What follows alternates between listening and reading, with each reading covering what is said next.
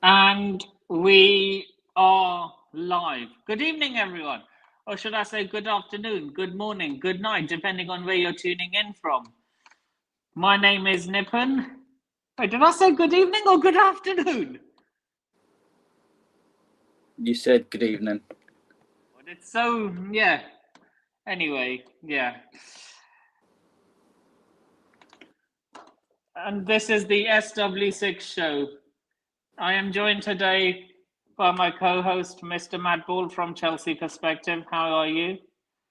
Yeah, I'm okay. I'm trying to avoid football Twitter at the moment. I am actually on my phone now on Twitter, just catching up on a few things that's been said, but I stopped looking at Twitter after seeing just ridiculous uproar by the fan base, over exaggerating and everything's going wrong, the world's going to end, etc., etc. And then I went back on Twitter this morning, and then the first thing I saw was that Robert Sanchez has the highest save percentage in the Premier League, and that he's a brilliant goalkeeper and he needs to stay as number one.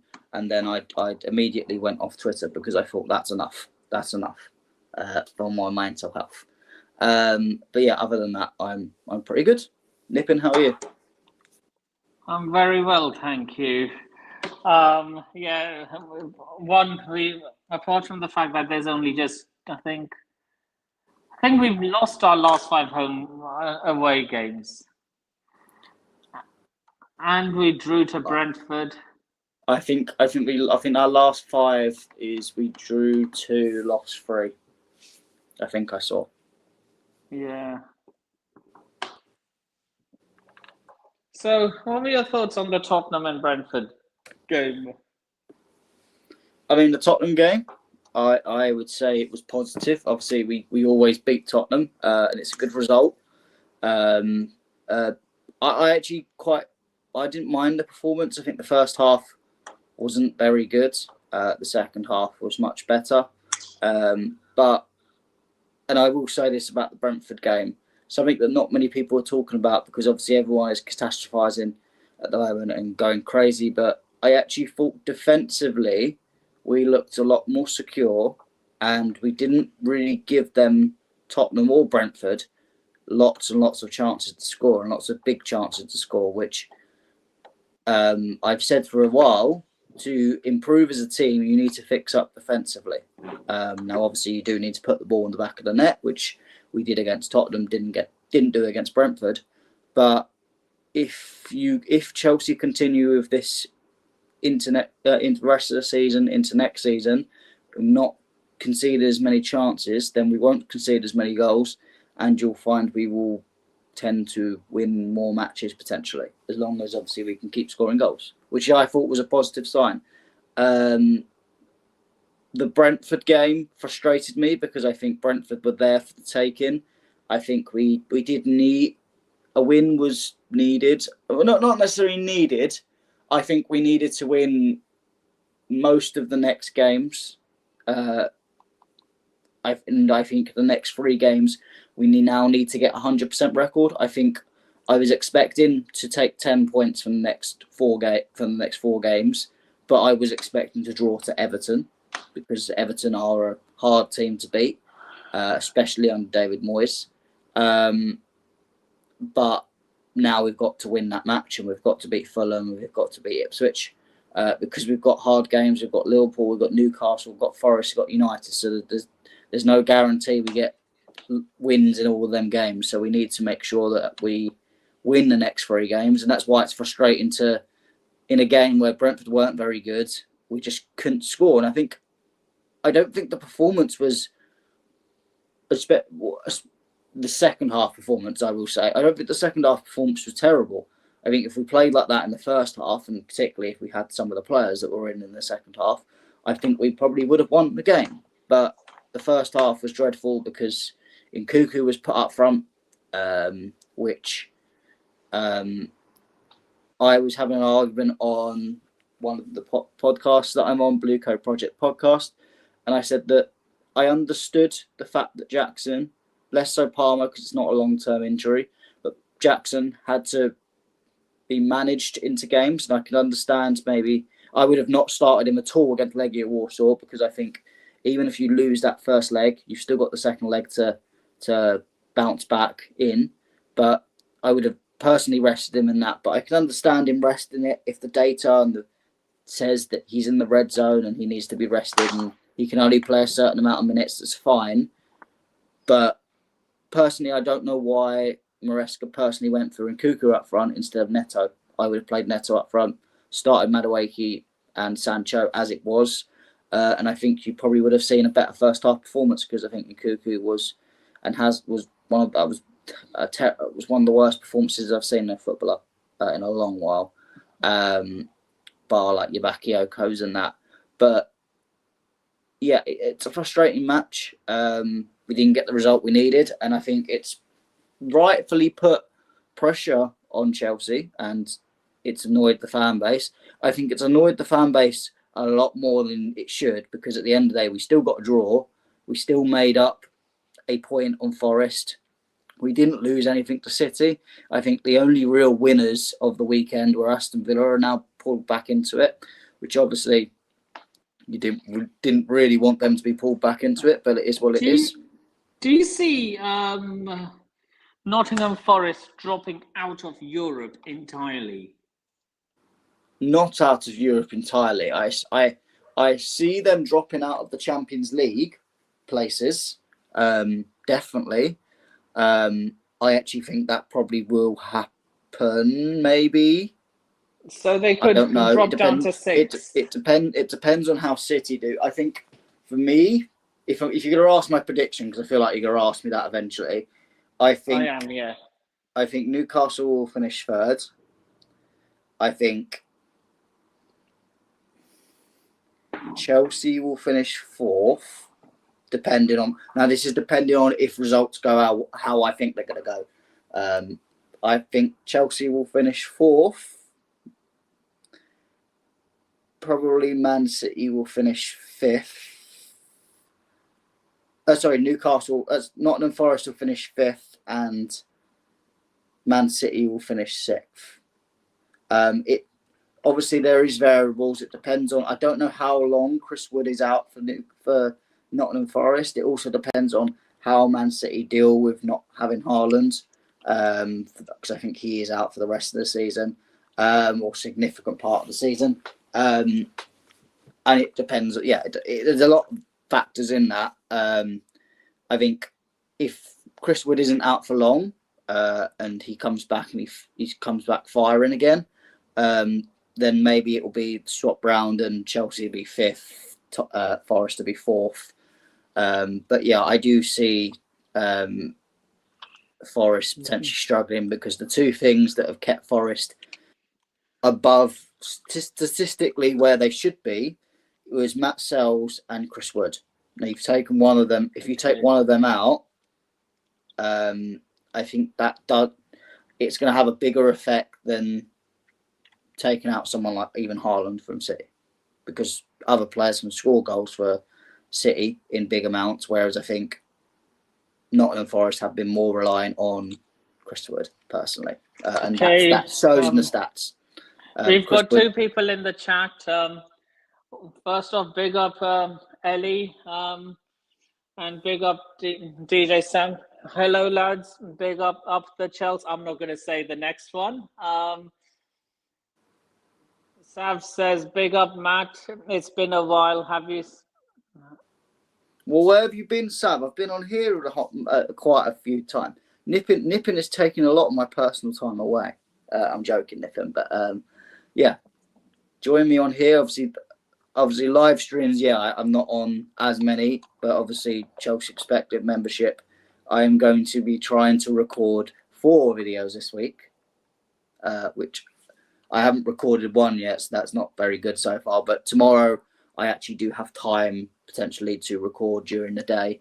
I'll give you a little sneak peek, DJ Sav. I'm going to do a 3-part series on the Chelsea Stadium situation. And of course, I have to address the Maresca stuff. Plus, at some point, the March power rankings. Yes, Also, March power. Ellie, if you're still in the comments, I want to ask you, as an opposition perspective, how you thought that game went. Well, she's a Spurs fan. She's going to love that Chelsea haven't won a match. I'm joking. Ellie's a reasonable Spurs fan, if that exists. I guess it does, because Ellie is reasonable, but there's not many of them. But yeah. Nippy, what did you think of the Brentford game? I mean, obviously, the Tottenham game, I know you're going to think that's positive because we beat Tottenham. That's fun, as Ellie will not find fun. But I hate Arsenal more than I hate Spurs. No, I mean, I couldn't care less about them. It's still fun to beat Tottenham. It's like beating up a dead horse. I mean, to be fair, it is like picking on the disabled kid a little bit. It's kind of eventually, it's like it's a bit mean. It's a bit mean. I take no joy in beating a team that's in 15th. Yeah. Granted, if that team was Man United, if it was Man United, I think it's 14th now, Nippon. So. And we play Man United I know there's a very tight race between Everton and West Ham and Tottenham down there in the minnows, and I know we don't look that far down the table anymore because it's not really relevant to us. But they are 14th, I think. I'll give Tottenham weirdly their dues if that's even possible with being 14th. But I guess for Tottenham, anything is possible. But yeah, what did you think of the Brentford game, Nippon? Oh, great first half, snooze fest second half. So the opposite. Yes, snooze fest second half. We were good in the first half. I disagree. I think we were terrible in the first half. Sorry, that's what I was meant to say, but it came out the other way. Fair enough, yeah. Check the private chat. Okay.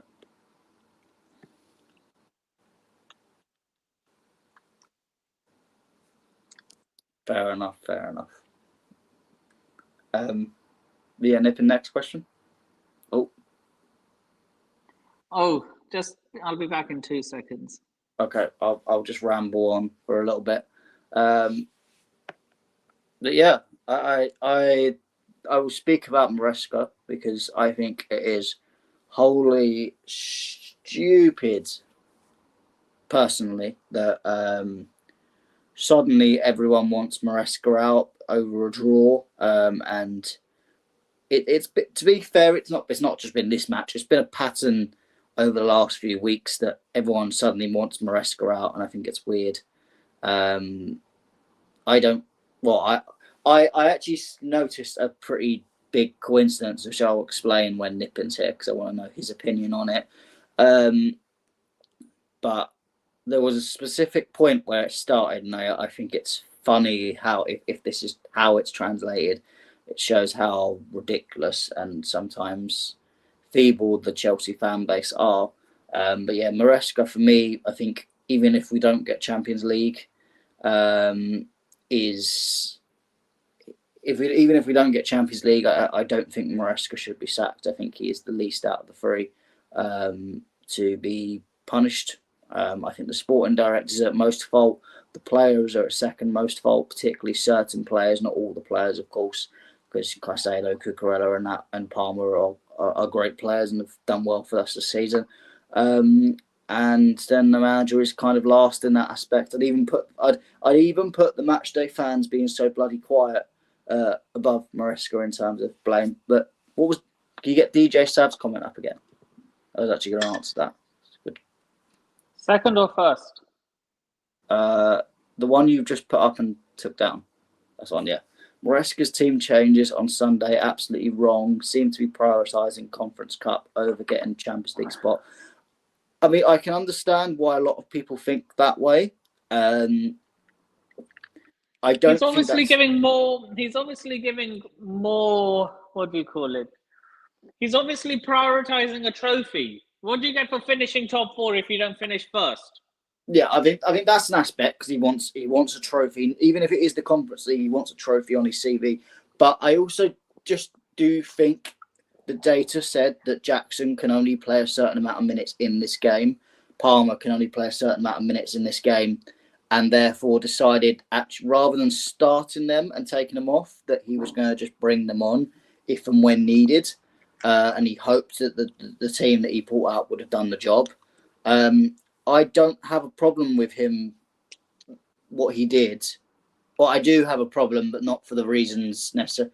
For me, I would have, rather than taking both Jackson and Palmer off in this game, I would have split it between the Tottenham and Brentford game. So I would have had Palmer start in one game and rest in the other, and then Jackson doing the opposite. So you'd have a weaker team against Tottenham, but overall you'd have a stronger team against Brentford, and it balances it out a little bit, and you manage both players in the way you need to.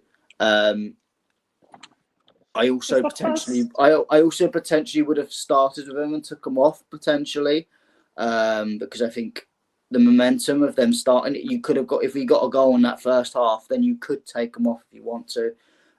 So I think I can understand it, because at the end of the day, if we were to play Jackson for the whole game and he got injured and was out for the rest of the season, or Palmer particularly, or either one of them really, I think a lot of the same people that are moaning would, in hindsight, moan that these players are out for the season, that Maresca hasn't managed them properly.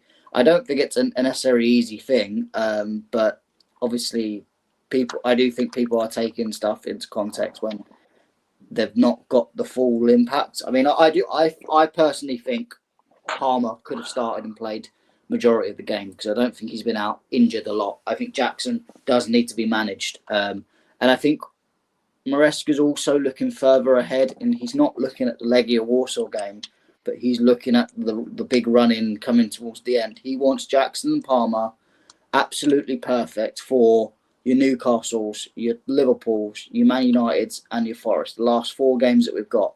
And I think if he has to manage that, and potentially, obviously, he's dropped points, it is what it is. I think we should have won that game with the team we put out. It wasn't a necessary problem. I think the only problem I had with the team was in Cuckoo starting up front. I would have put Neto in, which Neto doesn't necessarily need to be managed as much. But yeah, it's hard. I mean, I think everyone's just a bit overreacting about it, rather than just being. I'm being constructive. I'm criticising Maresca, but I'm understanding context and actually providing solutions rather than just not. I'm not saying you, DJ Sav, but in general, people just going, let's get Maresca out over a draw against Brentford. But Nipin, I wanted to talk to you about something regarding this kind of Maresca out nonsense. I've noticed there was a bit of coincidence of when suddenly everyone started getting Maresca out, and obviously it's got worse and worse over the last few weeks. But I was wondering whether you noticed this and whether you think it's a coincidence or whether you think it's planned. I found that Maresca really started getting criticism as soon as the protest happened. Before that, everyone was on the sporting directors and the owners, and Maresca was getting a little bit of criticism for little things, but genuinely wasn't getting much criticism. I didn't realise that until you told me. It was the directors for weakening the team and not getting certain signings in, and this team is not good. It's worse than it was before. The protest happened. Nothing materialised from the protest as it was expected. You're not going to change things over one protest. You probably don't even change things over 50 protests, but you do have, if you're going to do this, you're going to have to be longevity and consistency. But we seem to do one protest, it didn't really work, and we've gone, do you know what? We've protested against the owners now. We've said what we need to say about that. So now let's go and change on Maresca. And it seems since then, everything it is less said on the owners and directors and much more said on Maresca. And even people are now changing their opinions and saying that this team is better than the team last year of Poch, even though you've got the same people saying, oh, we sold Conor Gallagher. We didn't, and I'd argue losing Thiago Silva was a big thing as well. Conor Gallagher hasn't exactly been pulling up trees, has he? Though but these are the same people that say Gallagher's the best player on the pitch in the team, and then are now saying that we've much improved from last season. I fundamentally say I think the sporting directors either failed with certain signings, or some signings that were good that they've decided to loan out. And when I say that, I'm talking about Renato Vega, less João Felix. Decided to loan out in January and weakened the squad. By the way, and didn't improve it. Like, for example, the backup left back that I was talking about. That's why Reece James had to play left back, because Cucurella's had so many minutes, and he's the last player you want injured. So again, director's fault for that, not Maresca. Maresca has to put someone there. It's either Gusto or Reece James or Colwill. No clue who you want to play there, but they're all going to be compromised compared to Cucurella. But there you go. People have very short memory spans. Well, in my opinion, our strongest back four are Cucurella, Reece James, Adebayo, and Fofana. Yeah, when Fofana's fit, yeah, I agree. Although I do think Tosin shouldn't be a starting centre back at Chelsea. He's a good backup centre back, but he shouldn't be starting level, which is why I think we need to get. So who should start over him? Colwill, who is no, I mean he is the best now, but I'm saying transfer wise, we need to get in a starting centre back to start. Well, why not bring back Rudy on a free? Thiago 2.0. I would love to get Rudiger back. I think Rudiger is one of the biggest. It's not a mistake because I think it was a mistake for not signing him on earlier. But obviously the sanctions happened and ruined any prospect of us signing him.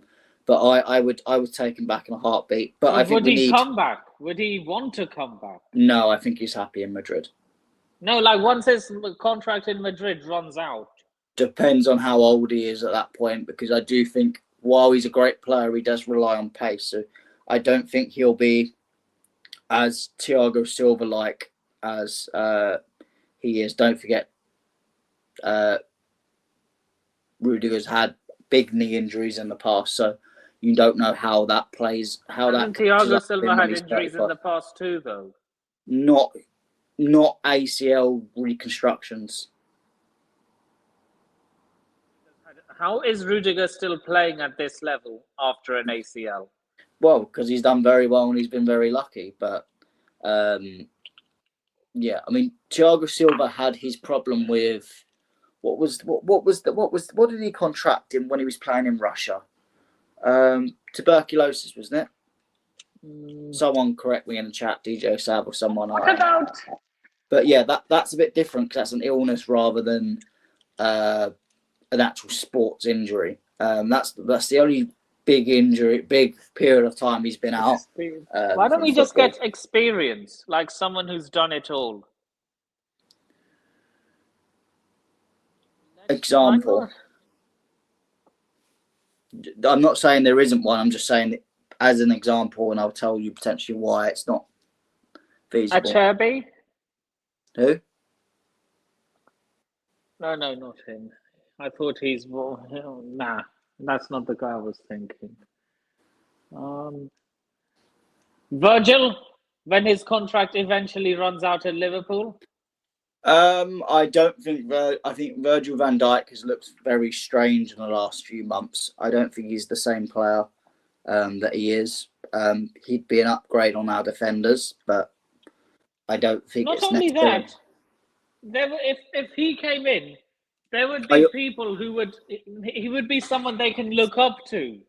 But I also think Van Dijk, I think, will probably want a new. If he leaves Liverpool, I think he wants a new challenge outside the Premier League, because I think he's been in the Premier League for a while, so he'd probably want to go to a new league.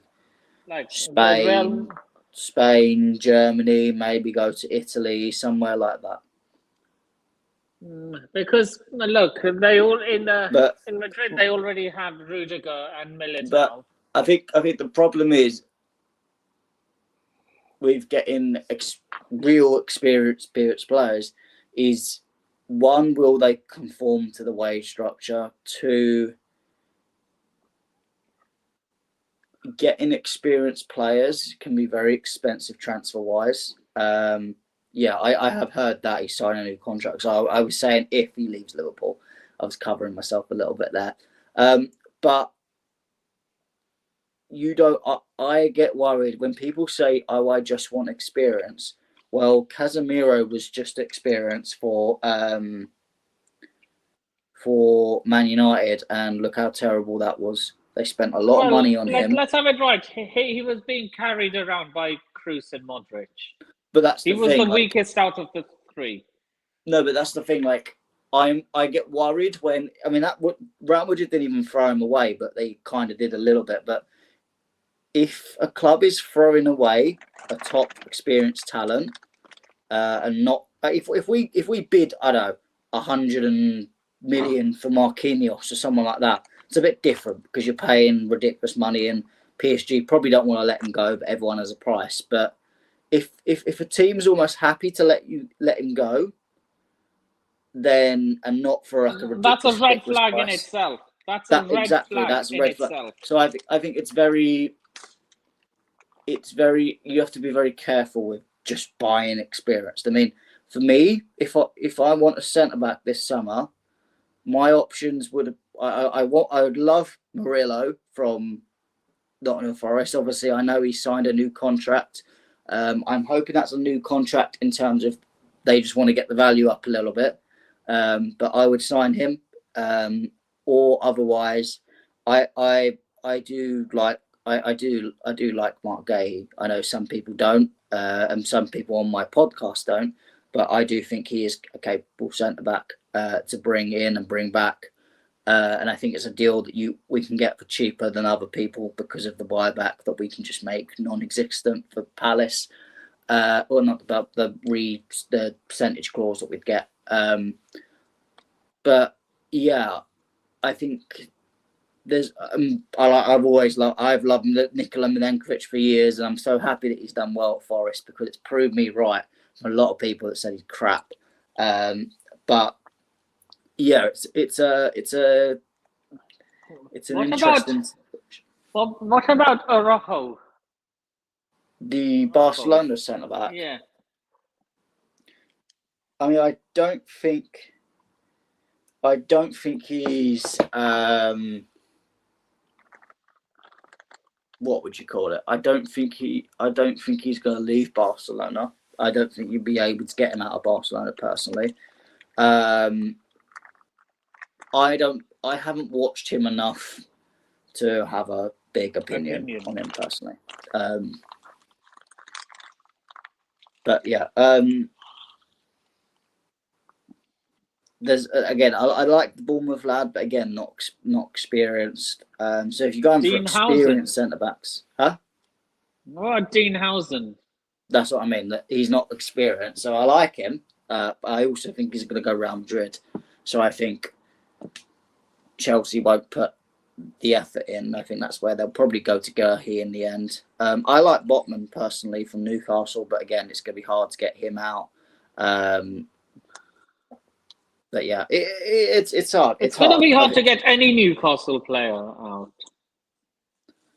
Not necessarily. Depends on if they finish in Champions League or not. Well, put it this way: if they finish in Champions League, Isaac and Botman you can forget about. Oh yeah, naturally, it's already in my head. I'm just saying if they don't, then that's why I'm saying Botman won't leave Newcastle. But I'm just saying the players I like.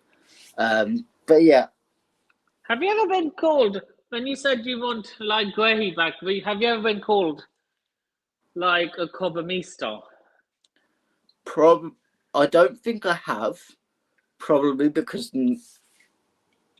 I've been fairly balanced in there. Some Cobham people I like, some I don't. One of my favourite players ever is Ruben Loftus-Cheek. But I've slagged off players like Hudson-Odoi. I've not rated people like Conor Gallagher. I've been very critical of Levi Colwill. But I love Reece James. So it's just a thing of I either like a Cobham player or don't. Just like I either love a non-Cobham player or I don't.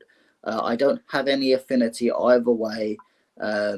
If an academy's player's good enough and actually good enough to come in, then fine. If they're not, then they're not.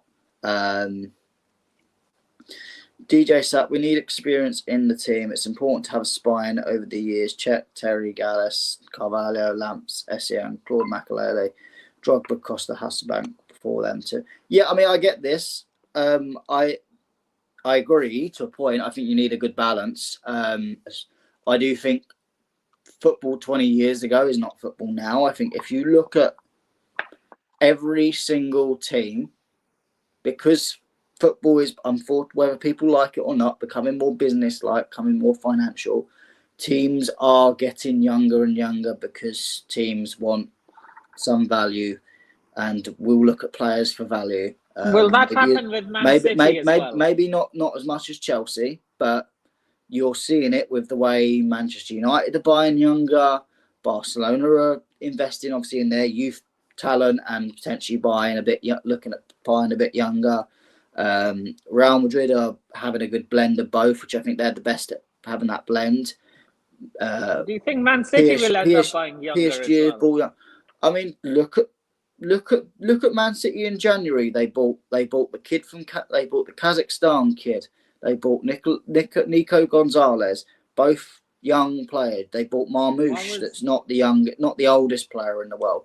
There are teams are buying young. Why have I not seen a single Man City fan going up? Why is there no uproar from the Man City fans? Because either Manchester City fans have a bit of brain, or they've won how many titles in the last few years, so that will paint a nice big wall over their eyes to not maybe criticise it, but they may do down the line.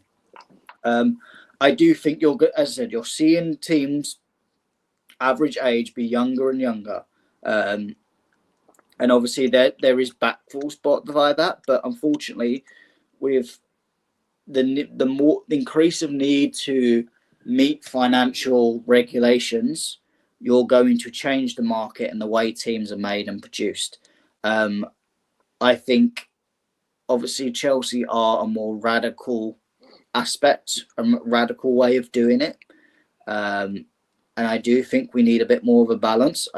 But I think the way I see it is that these younger players have been brought in early and then will gain the experience. So eventually will become the experienced players in the future.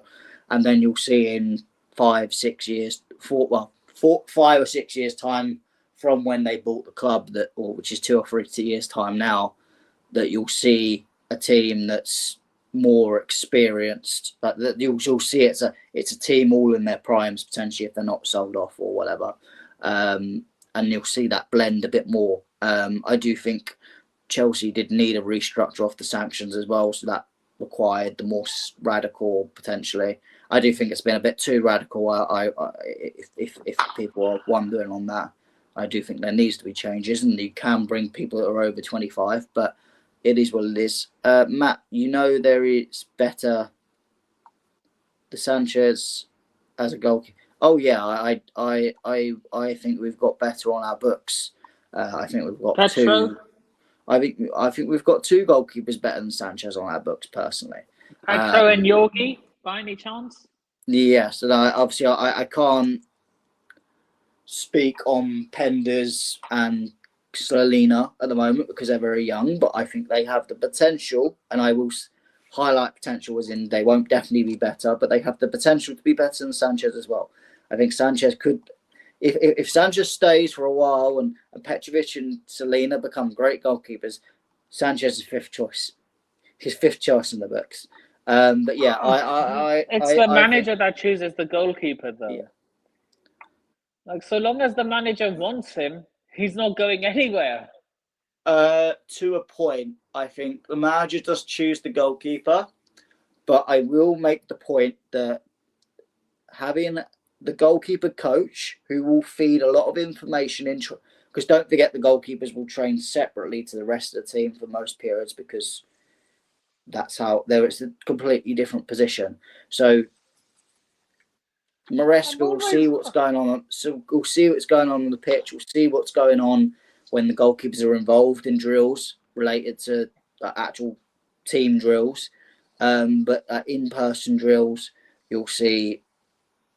I've never seen it. You'll see the goalkeeper coach will give information to Maresca based on stuff, and what the Maresca will listen to the goalkeeper coach because it's part of his coaching staff. Now, the goalkeeping coach, Ben Roberts, is Brighton affiliated and came along with Sanchez. So it's understandable that goalkeeping coach is going to have a much more preferable relationship with Robert Sanchez. And I guarantee... No, look, if I'm a Brighton affiliate and I see what Sanchez is doing, I'm saying, no, I don't care if you were with me in the past. Either man up or we're selling you. Yeah, but Nippin, not everyone thinks like you. That's what I'd argue. No, they have to be ruthless, though.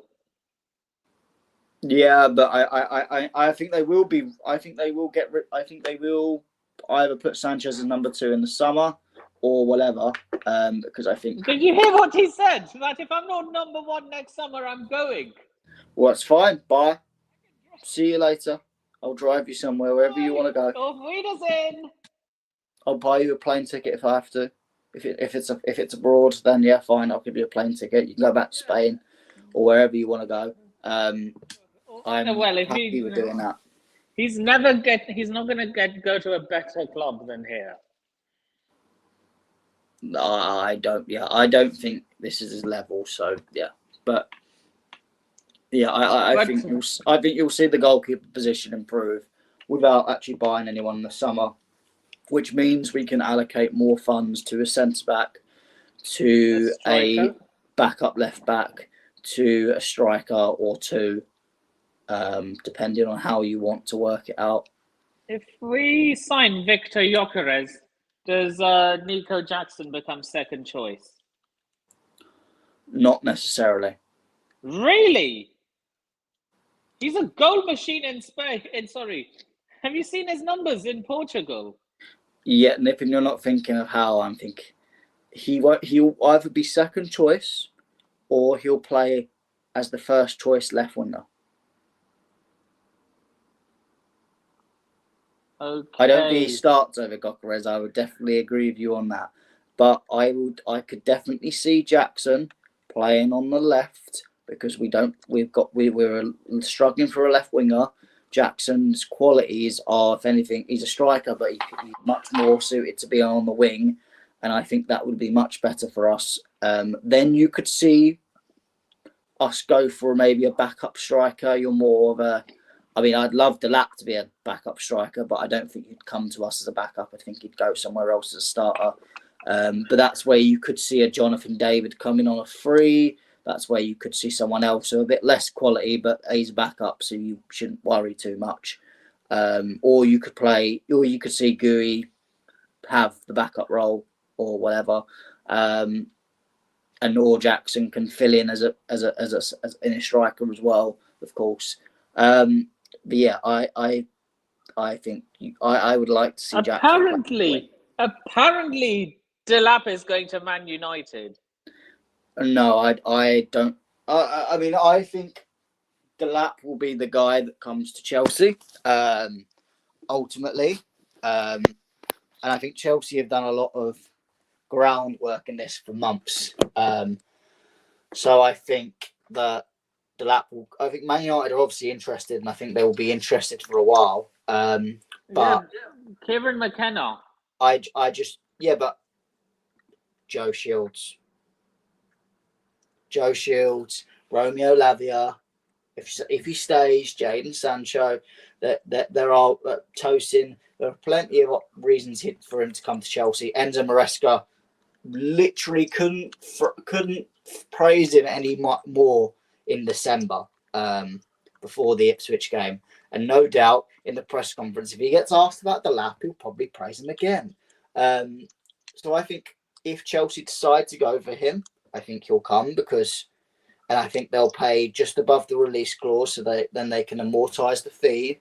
And I think Ipswich will be more happy to accept the Chelsea offer, which is above the release clause, than the release clause because it's more money for them in the long term. But Chelsea could go after someone else, and then maybe he might go to United as a second choice. But if Isak goes to Liverpool or someone, he's not going anywhere. Well, yeah, if Newcastle finish outside the Champions League nipping, and Isak goes, because he probably will, because they need the money, then Newcastle could definitely go after Liam Delap, and I definitely think he'll choose Newcastle over Manchester United. So I think Manchester United will potentially be his destination if no one else is interested. But if someone else is more interested, I don't think he's picking United, personally. Because I think he's actually got a brain on him. He chose not to be at City because he didn't want to play back up to Haaland. So I don't think he's going to choose to go to United if there's another choice. Look, imagine how how irrelevant Arsenal would be if this happened. Big up Ellie, by the way. What would happen to make Arsenal relevant? If Tottenham won the Europa League this season, you know how irrelevant Arsenal will become? No, I disagree because I think Tottenham are just irrelevant in every other fashion. Sorry, Ellie, but they are. So, yeah. It's something I can laugh at Arsenal for eternity if...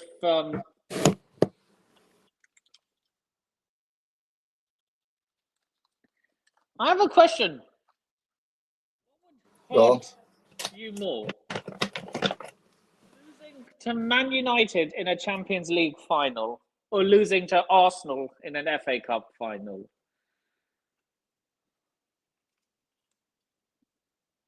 Champions League.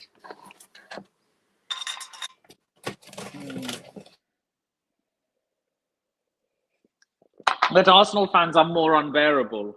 Do you not think they would be more unbearable after winning the FA Cup than Man United after winning the Champions League? Yeah, but I want to win the Champions League. I don't care so much about the FA Cup. I asked a Man United fan quite a similar question. Like, I got different answers from different fans. I asked them what would hurt more, losing an FA Cup final to Liverpool, or losing a Manchester derby in a Champions League final. Some said losing an FA Cup final to Liverpool. Some said the Manchester derby in a Champions League final. I think it's people are going to pick different answers. I think it depends on how you phrase it. I'm going to walk away from the kettle while it boils up. Sorry, guys, I'm going to be making my dinner because I do have to go to work. Cooking with Matt, people. Cooking with Matt, but I won't let the kettle be too loud because it is a bloody loud kettle. I think it's not even an old kettle; it's a new kettle, and it's the loudest bloody thing I've ever had. I have a loud kettle as well. I'm just going to get one sec. Be back in a minute. Cool.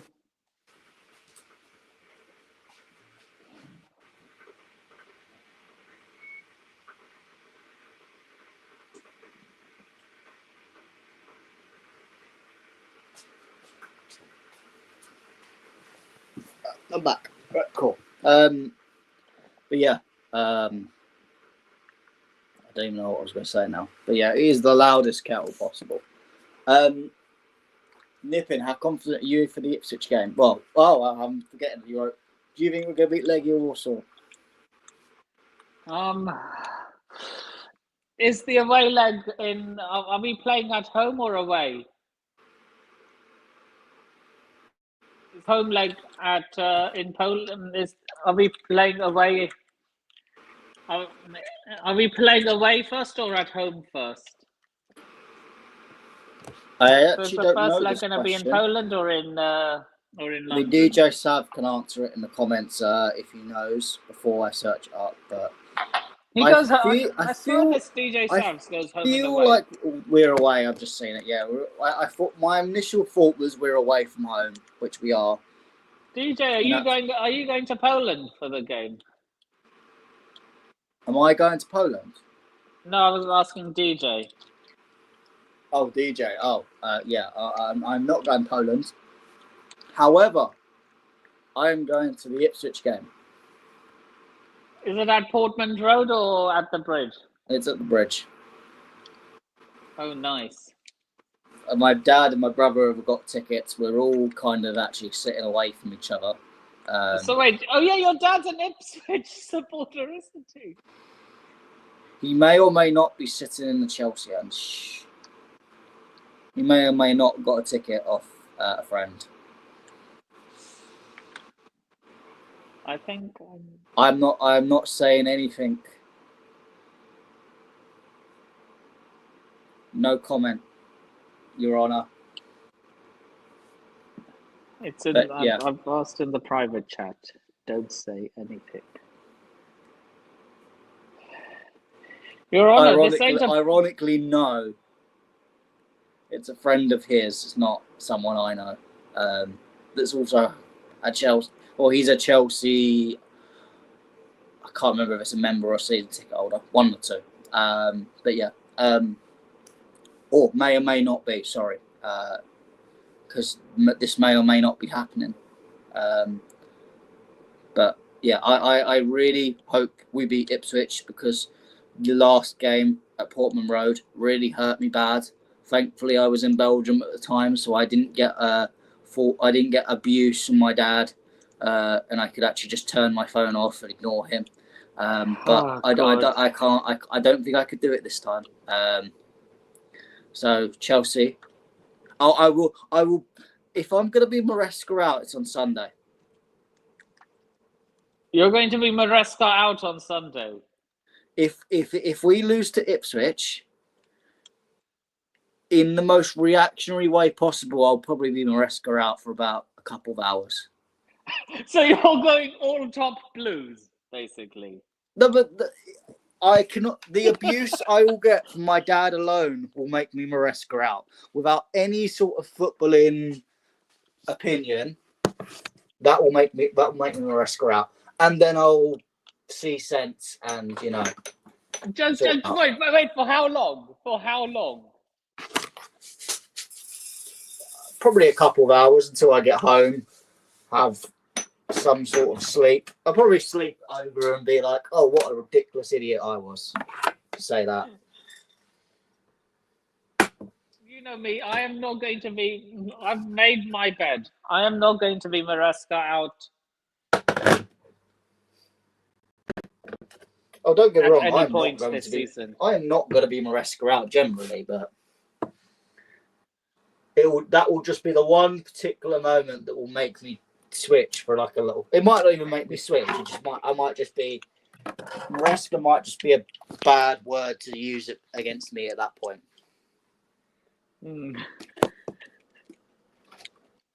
Imagine. Do you think they've been relegated now? Are Ipswich mathematically relegated? Well, they're not mathematically relegated, but I think they will be relegated. Southampton have been mathematically relegated now, haven't they? Yeah, they are the first team to get relegated. I think it's ridiculous to be relegated literally in the first week of April, but there they are. Southampton have done. One Derby relegated in March. Probably, yeah. I mean, they had the worst record of anyone, but Southampton are going to break that record. Well, I think they only need a point to equal it. So I don't know. I feel like they'll probably get like 2 draws and break the record. Mason Mount must be loving this, by the way. Loving what? Oh, yeah, because he's a Pompey fan, yeah. Yeah, he's a Portsmouth fan. I mean, he'll love it, but I don't think he's going to love situation in general. If we lose to Ipswich on Sunday, I don't care. Maresca needs to have his P45 that evening. Respectfully, DJ, Oh, I disagree. Nipping, that fan cam will be very interesting if we lose. So you probably, for your views, you'd probably want us to lose. You'll be like AFTV. If we lose, my fan cam would be I'm trying to think of a nickname. Like, we're called the Lions and they're called the Tractor Boys. Mate, the tractors have ploughed the Lions over. Yeah. Yeah. That sounds a bit sexual. I did not mean that.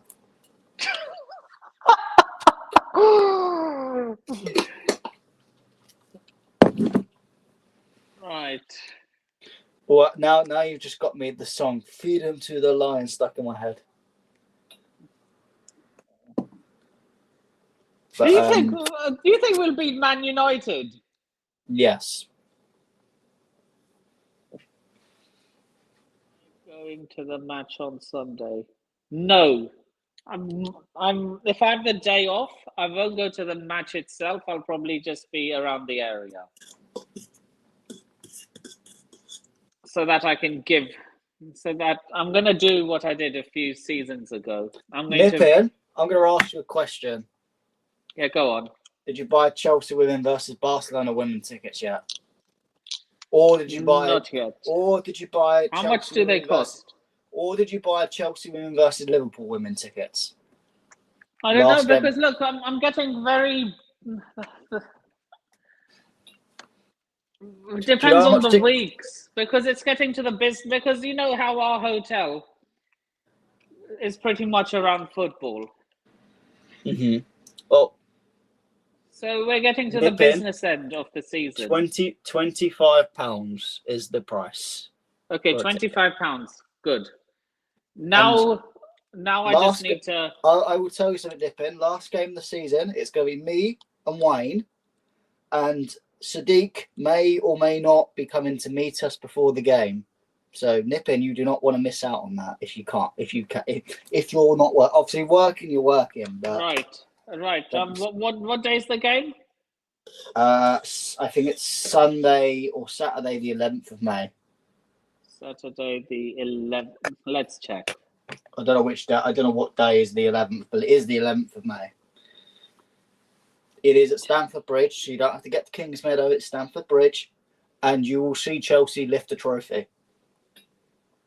So what more is not to like about that, Nippon? I don't know how it's such an persuade. 11.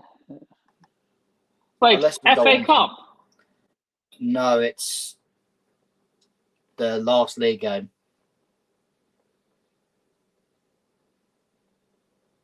Obviously, we would have probably won the league by then, and then they'll present the trophy at home. It's on the 10th of May. Is it the 10th? Okay, maybe it's the 10th then. Maybe it is the 10th then. It's around that weekend. Right. I don't know if it's Saturday or Sunday. It's one or two. I've got it on the calendar. I don't know why I didn't get the calendar. But yeah, me and Wayne have got tickets. Sadiq may or may not be meeting us beforehand. Right. Okay. I only say that because you can't get a proper answer. Okay, request day off. But yeah. 10th. Right. But yeah, big up to anyone. I have literally sent a request. I have literally sent a time off request.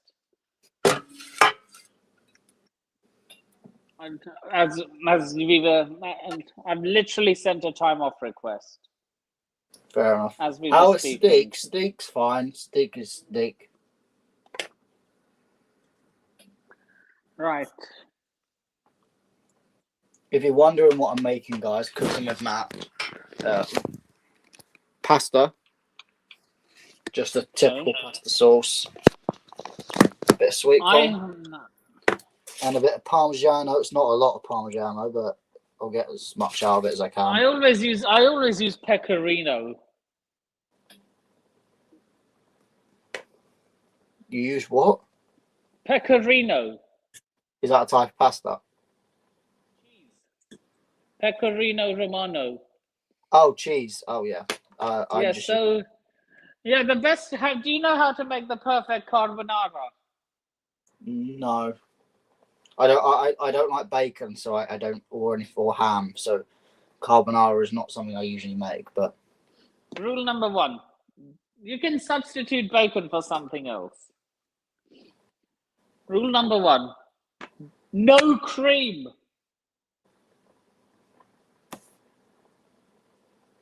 No cream. The Italians hate it. The Italians hate a lot of things. The English, being for one. Yeah. I mean, who doesn't hate the English? I'd hate the English if I weren't English. Does your girlfriend hate you? No. Although I did call Belgium a mongrel country once, and she. Did she threaten to leave you? No, she just gave me a slap. But I mean, to be fair, I was just talking in relation to the language, because obviously they speak French, Dutch, German. And I was kind of like, you can't make your mind up with language. You're like a mongrel, which is like a crossbreed, a dog. So it's a crossbreed, Dutch and French. So it was just logical. They speak German there too as well. Yeah, there's a little part of German as well. It's not a big part. French and Dutch are the main part. Yeah, there's Flanders and Wallonia. Yeah.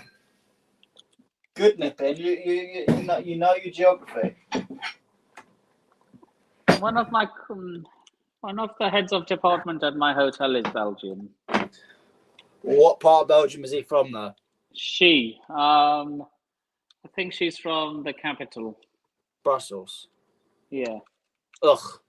Sorry. That Brussels people are very annoying normally, and that Brussels is literally like a halfway. Like, it's not Wallonia, it's not Flanders, theoretically, and literally it's just Brussels is its own aspect. Sorry, pretty much with every major city in Europe. No, but it's even more. It's like literally, some people have said like south of Brussels is Wallonia and north of Brussels is Flanders. It's like, you can never go wrong with. Oh, actually, I want to read that. You never go wrong with peri sauce or powder. Oh, I love peri. I mean, this is just a very basic little tomato and herb pasta bake. So I make my sauce. I make my tomato pasta sauce from cherry tomatoes. Nice.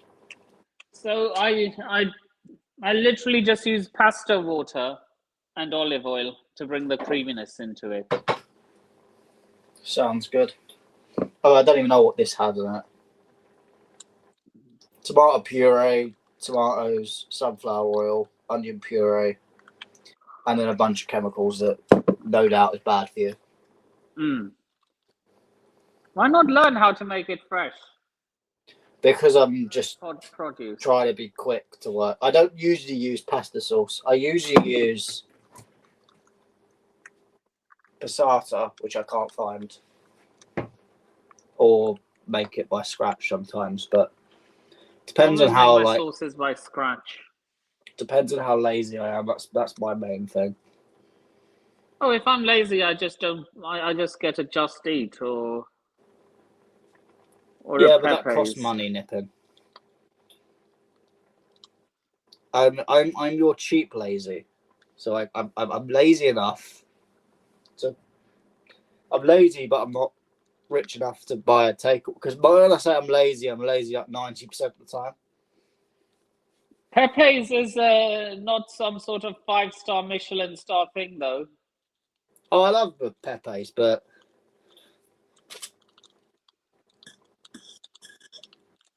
Right. So we are now reaching the hour mark. Let's get a like. Let's see how many likes we're on. Nip and I will have to go in 9 minutes, Likes. and that would include any after chats because I physically need to leave for work in 15 minutes. Right. So in that case, I think we've spoken about.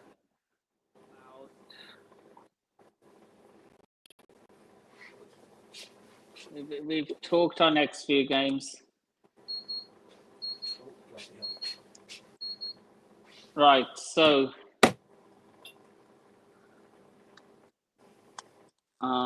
With that being said,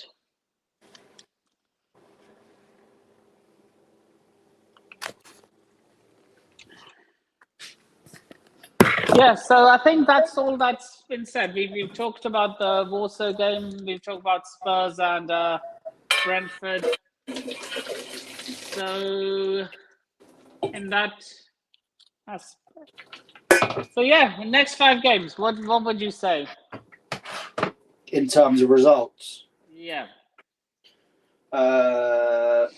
Ipswich win what I want or what I think it will be?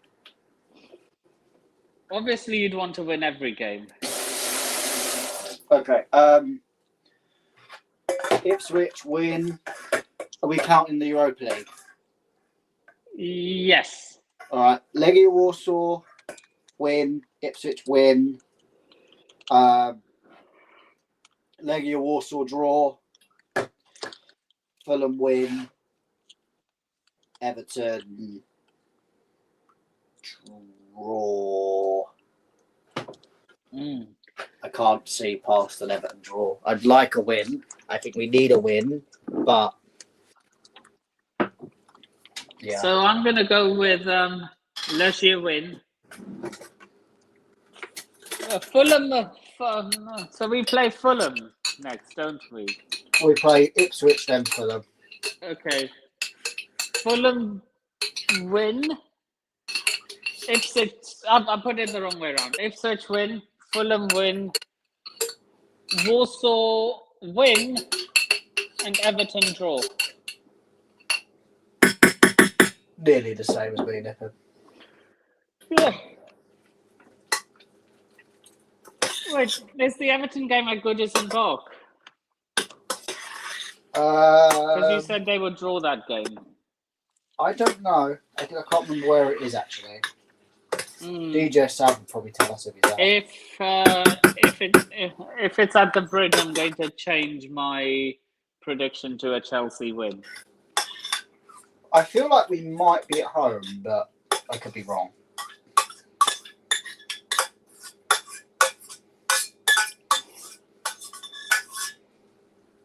I'm changing my prediction to a Chelsea win if we are at home. I mean, I've got my phone here. Let me have a look. I thought I didn't have my phone here. We are at home. Okay. I'm going to change my prediction to a 2-1 Chelsea win. And I think Everton will score first. That'll be an interesting reaction. If Everton score first, I feel we do not win. But if we beat Everton, it's 1-0. It's either 1-0 or we batter them. You know, Sean Dyche isn't the manager anymore. I know, but David Moyes is just as pragmatic. He doesn't shithouse results, though. He's not a shithouse manager. I don't know. I don't think there's lots and lots of difference. So yeah, that's pretty much it for this podcast. Matt, before we wrap up, where can people find you? You can find me on the membership section of Chelsea Perspective. You can find me on the Blue Co Project podcast. You can find me on the Went Smoking's Meadow podcast occasionally. And you can find me on my Twitter at MattJBall98 when I actually can be bothered to be on Twitter. So, yeah, you can find me on... First off, please remember to like, comment, share, subscribe, and all that good stuff. You can also find me on my second channel at the British Lifestyle Blogger. You can find me on X, formerly known as Twitter, at the Nippon Sharma. You can find me on Instagram at Nippon with 4 I's and 3 U's. And my second Instagram at Nippon Reviews Lifestyle. You can find me as an occasional cameoist on Worldwide Chels. Go subscribe to his channel if you haven't already. You can also find me as a rare cameoist on Football Carnage TV by Grizz Khan. And pretty much in the comment section of every football YouTube channel. And with that being said, I shall see you all in the next video stream. Laters.